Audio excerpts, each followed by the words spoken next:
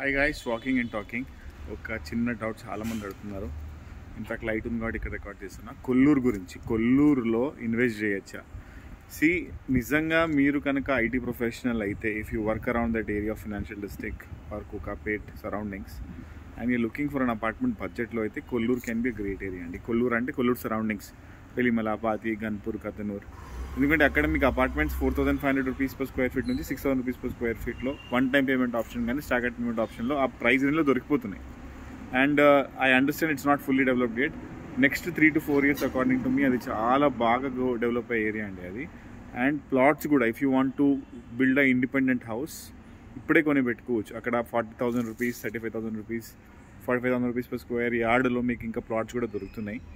So either you want to build an independent house or an apartment, I honestly believe Kollur can be a great location. Comparatively Bachpalli, Mannampet, ఎందుకంటే they are very far.